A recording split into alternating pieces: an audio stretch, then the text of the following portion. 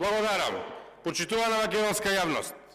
Еве одлична прилика да видиме како работи нашиот правосуден систем. Кривичен законник, несовесно работење во служба, кривично дело во кое службено лице или одговорно лице, во вршење на дискреционо овластување со пропуштање или со несовесно постапување ќе предизвика штета за да прибави за себе или за свој близок одредена корист.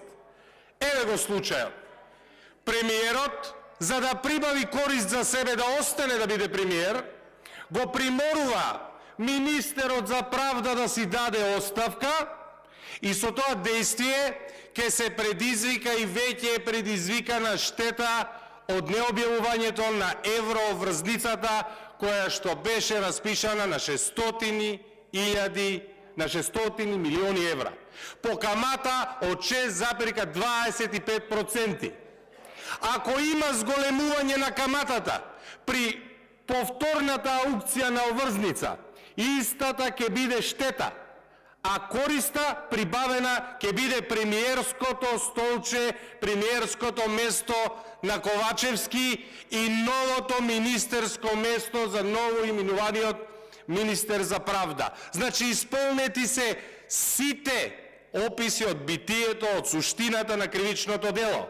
Ако со несовесно работење причините штета, а штетата е поголемата и повисока камата која треба да ја плати Република Македонија и штетата е уништениот кредитен рейтинг и е многу мерлива, и ако истото е сторено за некој да оствари добивка, а добивката е задржување на владата и формирање на мнозинство, односно она што вие го нарекувате новото мнозинство.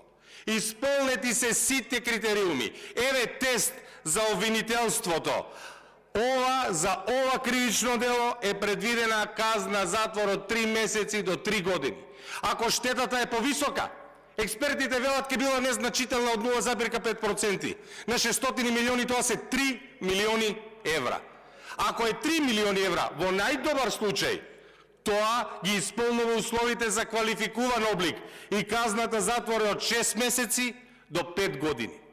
А ако се докаже дека биле заслепени од желбата за власт, може би ќе и досудат од небрежност па до 2 години. Ви благодарам. Реплика Игор Јанушев.